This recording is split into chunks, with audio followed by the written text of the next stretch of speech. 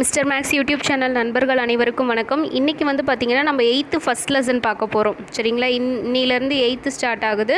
First lesson வந்துட்டு ஐரோப்பியர்களின் வருகை. ஐரோப்பியர்கள்லேருந்து வந்த பிரெஞ்சுக்காரர்கள், ஆங்கிலேயர்கள், போர்ச்சுகீஸு அவங்களாம் எப்பப்போ வந்தாங்க, அவங்க எங்கெங்கே அவங்களுடைய வணிக நிறுவனங்களை வந்துட்டு ஆரம்பித்தாங்க அப்படின்றத அந்த லெசன் ஃபுல்லாக பார்க்கலாம்.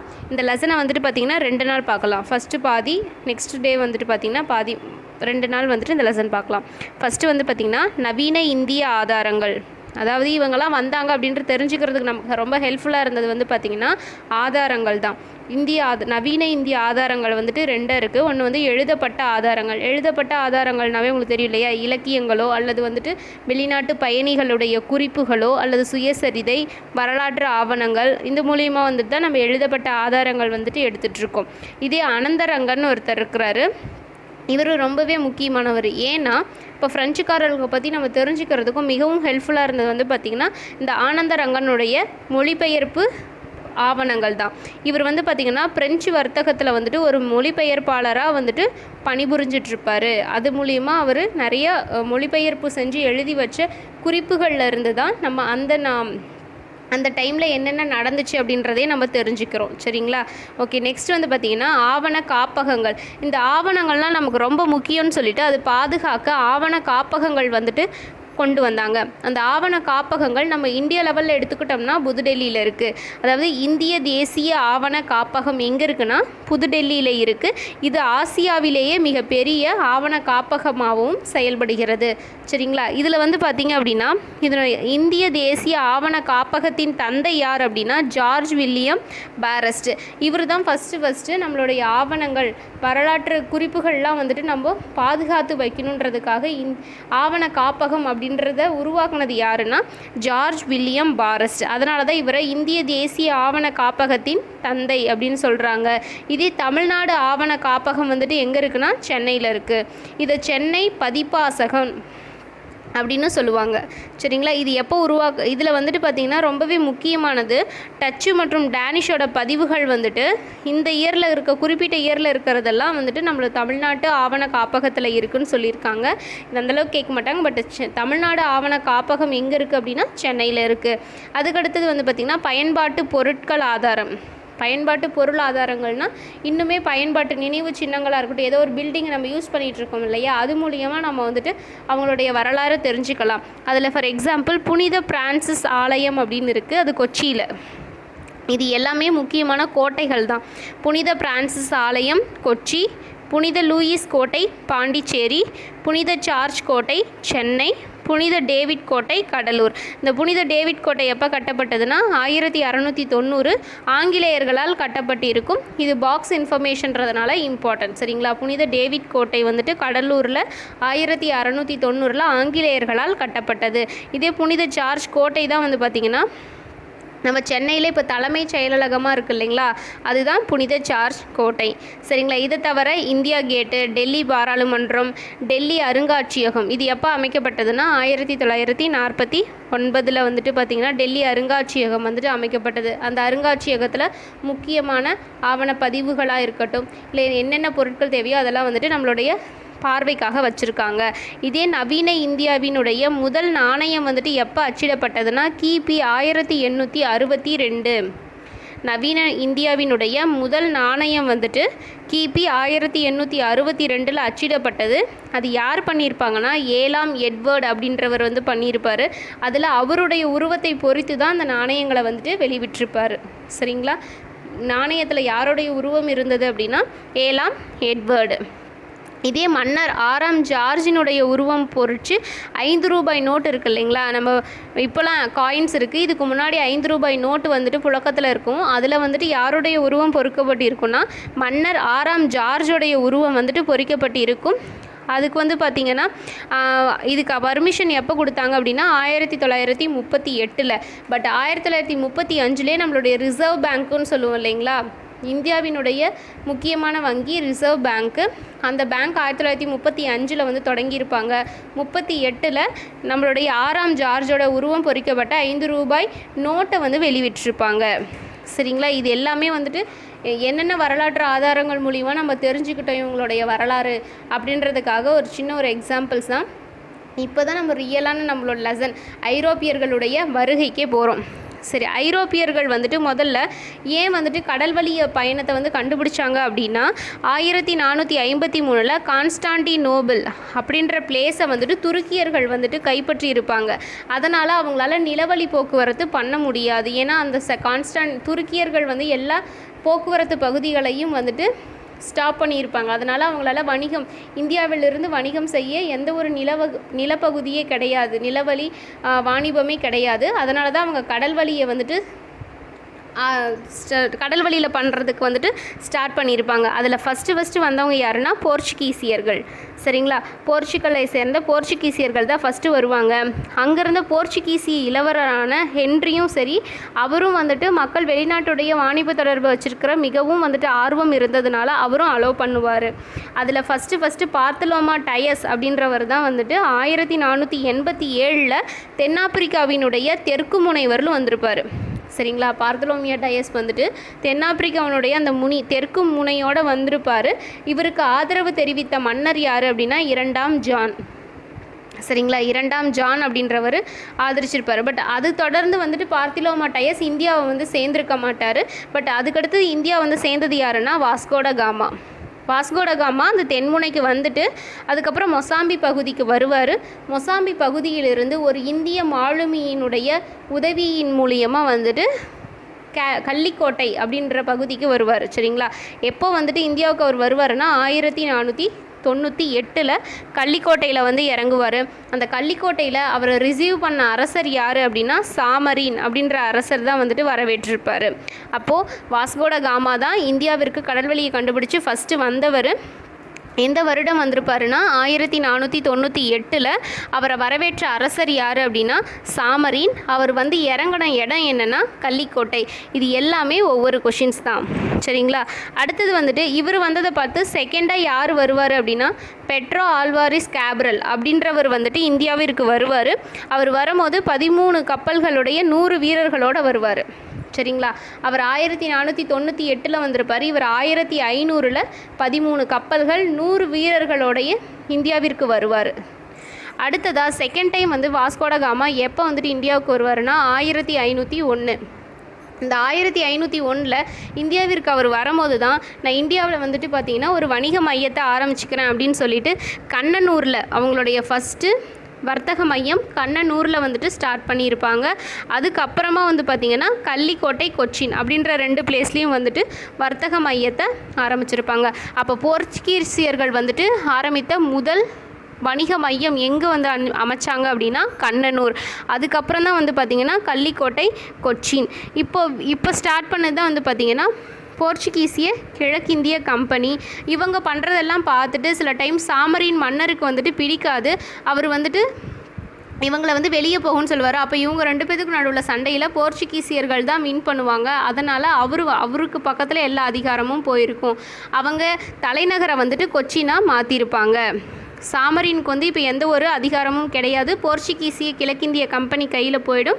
அவங்களுடைய தலைநகராக கொச்சின் வந்துட்டு இருக்கும். சரிங்களா, இவர் தேர்ட் டைம் வந்துட்டு பார்த்திங்கன்னா 1524 வருவார். அவர் 1524 இந்தியாவுக்கு வரும்போது அங்கே தங்கியிருக்கும் போது நோய்வாய்ப்பட்டு இங்கேயே இறந்துருவார், கொச்சியிலேயே இறந்துருவார். இதுதான் வாஸ்கோட காமாவுடைய வரலாறு. அடுத்ததாக வந்தவங்க யார் அப்படின்னா இப்போ கொச்சினில் வந்துட்டு அவங்களுடைய அரசாட்சியே நடக்கிற மாதிரி ஆயிடுச்சு. அப்போ அவங்க அங்கே பாதுகாக்கிறதுக்காக ஆளுநர்களை வந்து நியமிக்க ஆரம்பித்தாங்க. போர்ச்சுகல்ஸ் வந்து பார்த்திங்கன்னா அங்கே ஆளுநர்களை வந்து நியமிக்க ஆரம்பித்தாங்க. அப்படி போர்ச்சுகீசியர்களினுடைய முதல் ஆளுநராக இருந்தவர் யாருன்னா ஃப்ரான்சிஸ்கோ டி அல்மெய்டா. இவருடைய ஆட்சி காலம் 1505 1509. இவர் தான் ஃபஸ்ட்டு ஆளுநர். போர்ச்சுகீசியர்களினுடைய ஃபஸ்ட்டு ஆளுநர் யாருன்னா ஃப்ரான்சிஸ்கோ டி அல்மெய்டா. இவர் நீல நீர் கொள்கை அப்படின்ற ஒரு கொள்கையை வந்து பின்பற்றியிருப்பார். இது முக்கியமான கொஷின், நிறைய எக்ஸாம்ஸில் கேட்டிருக்காங்க. நீல நீர் கொள்கையை பின்பற்றியவர் யாருன்னா ஃப்ரான்சிஸ்கோ டி அல்மெய்டா. இவர் நீலநீர் கொள்கை அப்படின்னா என்ன அப்படின்னா இந்திய பெருங்கடலாக இருக்கட்டும், அதை சுற்றியுள்ள பகுதிகளாக இருக்கட்டும், போர்ச்சுகீசியர்கள் வந்து அதிகமான ஆதிக்கம் செலுத்தணும் அப்படின்னு நினச்சிருப்பாரு. அதுதான் வந்துட்டு நீலநீர் கொள்கை. இவங்க இப்படிலாம் பண்ணுறதுனால நிறைய போர்ச்சுகீசியர்களுக்கும் முஸ்லீம், ஏன்னா அந்த டைமில் முகல்ஸ் தான் ஆட்சி செஞ்சிட்ருப்பாங்க, அவங்களுக்கும் நடுவில் வந்து பார்த்திங்கன்னா நிறைய சண்டை போர்கள்லாம் வந்துட்டு நடைபெற்றிருக்கும். அதுக்கு அடுத்து வந்துட்டு ஆளுநராக பதவியேற்றவர் வந்துட்டு அல்ஃபோன்ஸ் டி அல்புகர்க். இவருடைய ஆட்சி காலம் வந்து பார்த்திங்கன்னா 1509 1515. அதாவது போர்ச்சுகீசியர்களினுடைய ஒரு அந்த ஆட்சி வந்துட்டு ரொம்ப வலுவாக இருந்தது யாருடைய காலத்தில் அப்படின்னா அல்ஃபோன்சோ டி அல்புகர்க் அவருடைய காலத்தில் தான். இவர் 1510 கோவாவை கைப்பற்றியிருப்பார். யார்கிட்ட இருந்து? பிஜப்பூர் சுல்தான் கிட்ட இருந்து 1510 கோவாவை கைப்பற்றியிருப்பார். 1515 ஆர்மஸ் துறைமுகம், அந்த துறைமுகத்தில் போர்ச்சுகீசியர்களினுடைய ஆதிக்கத்தை அதிகப்படுத்தியிருப்பார். இந்திய பெண்களுடனான திருமண உறவை ஆதரித்தவர் யார் அப்படின்னா அல்ஃபோன்சோ டி அல்புகர்க். இது மட்டும் இல்லாமல் விஜயநகர பேரரசுட நட்புறவும் கொண்டிருப்பார்.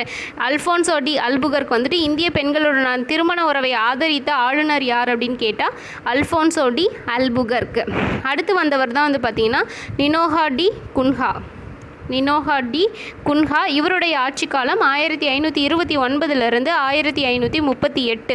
இவர் முக்கியமாக இந்த கொஷின் ப்ரீவியஸ் இயரில் கேட்டது என்ன அப்படின்னா, அதாவது தலைநகர், போர்ச்சுகீசியர்களின் தலைநகர் வந்துட்டு கொச்சின்லேருந்து கோவாவிற்கு மாற்றியவர் யார் அப்படின்னா நினோஹா டி குன்ஹா. எந்த இயர்லனா 1530. இவர் 1537 டையூவையும் கைப்பற்றி இருந்திருப்பார். இவங்க 3 பேரும் தான் ரொம்பவே இம்பார்ட்டண்டான ஆளுநர்கள். இதை தவிர வேறு என்னென்ன பகுதிகள் அவங்க கைப்பற்றி இருப்பாங்கன்னா, வங்காள கடற்கரை பகுதிகளில் இருக்க ஹூக்ளி கிராமம் நகரம், அதே மாதிரி சென்னை கடற்கரை பக்கத்தில் இருக்க சாந்தோம், இது எல்லாத்தையுமே இவங்க வந்து கைப்பற்றி இருப்பாங்க.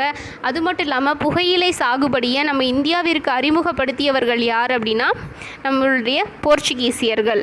சரிங்களா? புகையிலை சாகுபடியை வந்துட்டு டொபேக்கோ யூஸை வந்துட்டு இங்கே இந்தியாவுக்கு அறிமுகப்படுத்தியவர்கள் யாருன்னா போர்ச்சுகீசியர்கள் தான். அது மட்டும் இல்லாமல் கோவாவில் வந்து பார்த்திங்கன்னா அச்சு இயந்திரம் வந்துட்டு 1556 வந்து கொண்டு வந்திருப்பாங்க. அந்த அச்சு இயந்திரத்தை யூஸ் பண்ணி 1563 இந்திய மருத்துவ தாவரங்கள் அப்படின்ற நூலை வந்து வெளியிட்டிருப்பாங்க.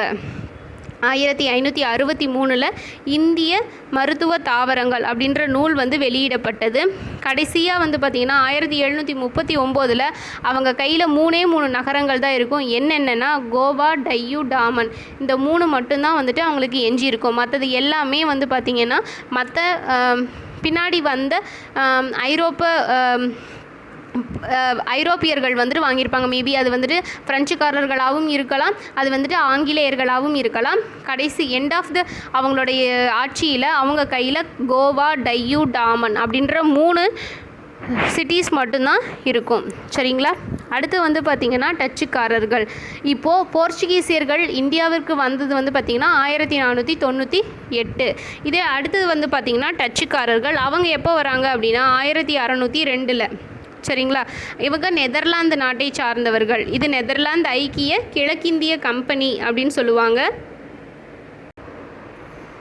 இவங்களுடைய ஃபஸ்ட்டு வணிக மையம் வந்துட்டு எங்கே ஆரம்பிச்சிருப்பாங்க அப்படின்னா மசூலிப்பட்டினம்.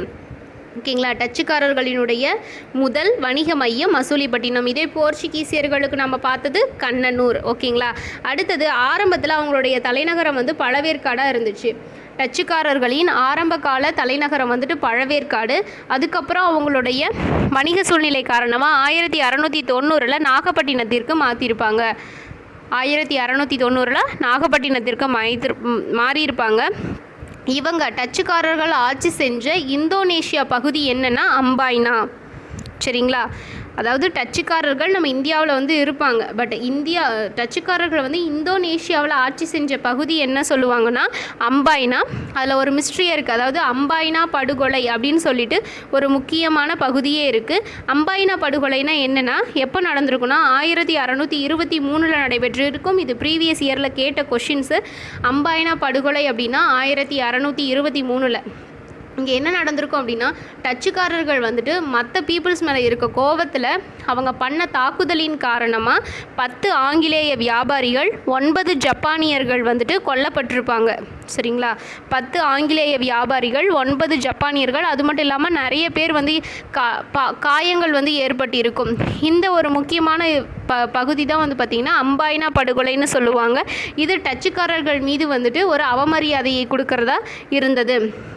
அதுக்கடுத்தது இவங்களுடைய வர்த்தக மையங்கள் பாருங்கள் எங்கெங்கே வச்சுருக்காங்க அப்படின்னா, பழவேற்காடு, சூரத், சின்சுரா, காசிம் பஜார், நாகப்பட்டினம், பாலசோர், கொச்சின், இந்த பிளேஸ்லலாம் வந்து பார்த்திங்கன்னா டச்சுக்காரர்களினுடைய வணிக மையம் இருந்தது.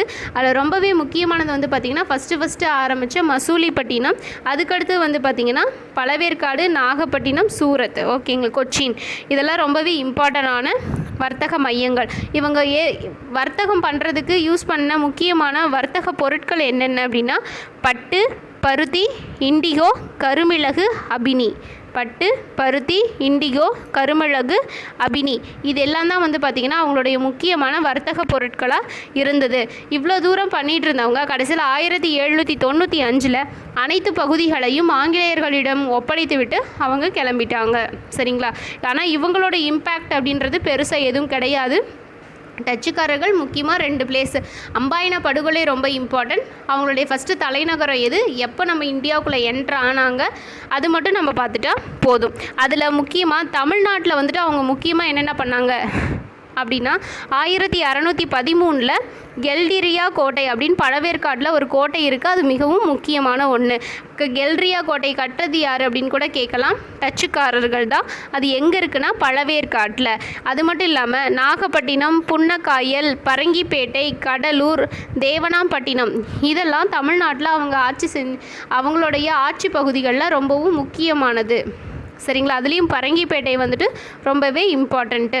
நாகப்பட்டினம் வந்து அவங்களுடைய தலைநகரமாக அப்புறம் மாற்றினாங்க, அதுவும் இம்பார்ட்டண்டான பகுதி தான். பட் அந்த கெல்டிரியா கோட்டையை கட்டினது யாருன்னு பொறுத்துகையில் கூட கேட்க வாய்ப்பு இருக்குது. கெல்டிரியா கோட்டை பழவேற்காட்டில் இருக்குது. அதை கட்டியது வந்து பார்த்திங்கன்னா டச்சுக்காரர்கள் பீரியடில் 1613 கட்டப்பட்டிருக்கும். சரிங்களா? இன்னையோட கிளாஸில் நம்ம ஒரு இன்ட்ரோடக்ஷன், அதுக்கப்புறம் வந்துட்டு போர்ச்சுகீஸு, அதுக்கடுத்து வந்து பார்த்திங்கன்னா டச்சுக்காரர்களை பார்த்தோம். நாளைக்கான கிளாஸில் வந்து பார்த்திங்கன்னா நம்ம ஆங்கிலேயர்கள், அதுக்கப்புறம் டேனிஷு, அதுக்கடுத்து வந்து பார்த்திங்கன்னா லாஸ்ட்டாக ஃப்ரெஞ்சுக்காரர்கள், இவங்க எல்லாத்தையும் பார்த்துட்டு நாளைக்கு லெசன் கம்ப்ளீட் பண்ணிக்கலாம். Okay friends, thank you.